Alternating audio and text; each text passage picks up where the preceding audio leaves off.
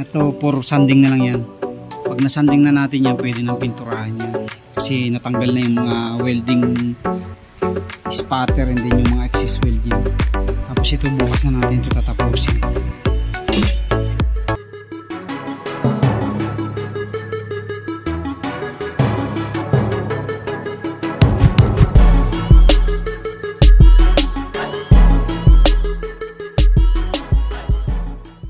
Yo, what's up mga kaduit? Ayan, welcome back dito sa ating YouTube channel. Kumusta po kayo? Sa mapagpalang hapon po sa inyong lahat. So inabutan na tayo ng hapon dahil may mga ginawa tayo.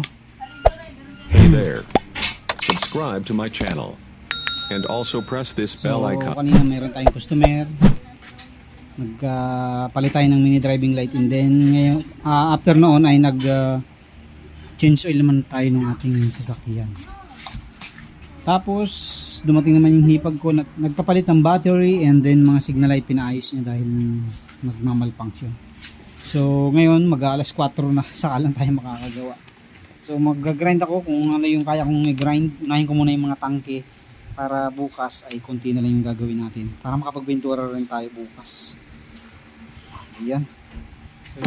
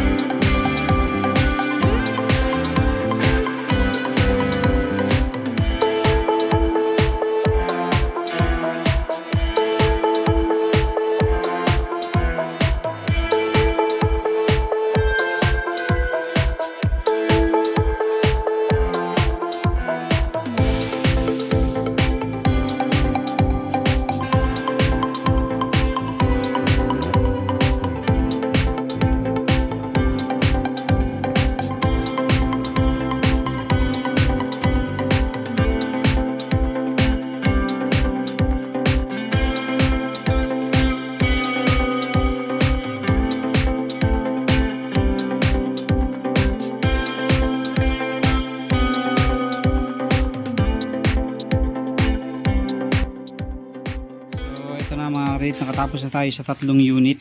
Hindi pa pala tapos kasi yung isang tangke natin hindi natapos kasi nag-message si commander na alas 6 lang siya, kaya susundo muna tayo. So yan, ito for sanding na lang yan. Pag nasanding na natin yan, pwede nang pinturahan yan kasi natanggal na yung mga welding spatter and then yung mga excess weld yan.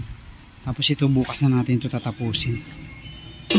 Yan, bukas natin tapusin yung dalawa na yan para may gagawin pa rin naman tayo bukas. Okay, so pati yung mga burner nyan, nozzle burner hindi pa rin nalinis, so lilinisan pa rin natin yan bukas. And then kung hindi tayo busy, walang customer, magbubutas na din tayo nito. So yun lang. So update na lang ulit tayo bukas dahil susunod naman tayo ngayon. Thank you very much. God bless po sa inyo lahat. Maraming salamat sa inyong patuloy suporta at panonood sa ating mga video. Thank you. God bless. 5 po ito, 5. Itong on process natin ito. Ayan.